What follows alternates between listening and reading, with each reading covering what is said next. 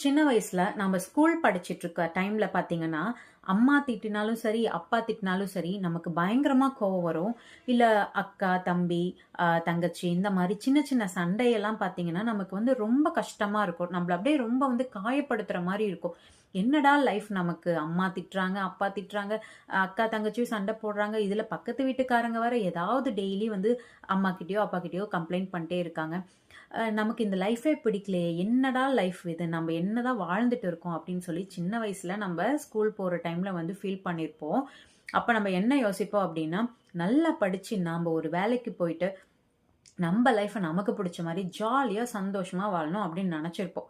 But reality என்ன அப்படின்னு பார்த்தோம் அப்படின்னா, நம்ம லைஃப் அதுக்கு ஆப்போசிட்டா இருக்கும். சின்ன வயசுல நம்ம ஓரளவுக்கு வந்து சந்தோஷமா இருந்திருப்போம். ஒரு 30 பிளஸ் கிராஸ் பண்ணும்போது தான் நமக்கு தெரியும் நாம எப்படி கஷ்டப்பட்டுட்டு இருக்கோம் அப்படின்றது. ஸோ ஒரு 30 பிளஸ், நீங்க இந்த வீடியோ பார்க்குற நீங்க ஒரு 30 பிளஸ்ஸா இருக்கீங்க. ஆண்களா இருந்தாலும் சரி, பெண்களா இருந்தாலும் சரி, சின்ன வயசுல இருந்த சந்தோஷம் அப்படிங்கிறது அது வேற. என்னதான் யார் திட்டினாலும் பண்ணாலும் நமக்கு வந்து அந்த சந்தோஷம் அப்படிங்கிறது திரும்ப கிடைக்காது.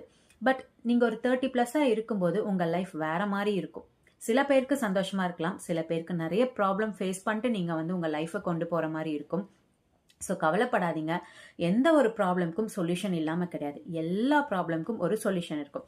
அந்த விடைய நீங்க தான் கண்டுபிடிக்கணும்.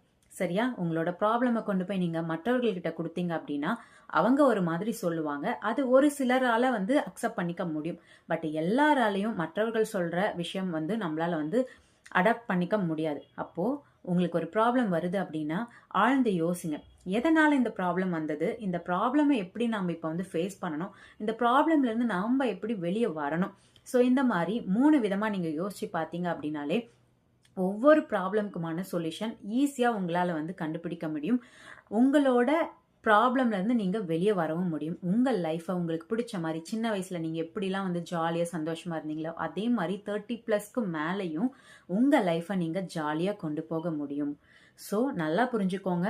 உங்களோட வாழ்க்கை உங்க கையில தான் இருக்கு. சரியா?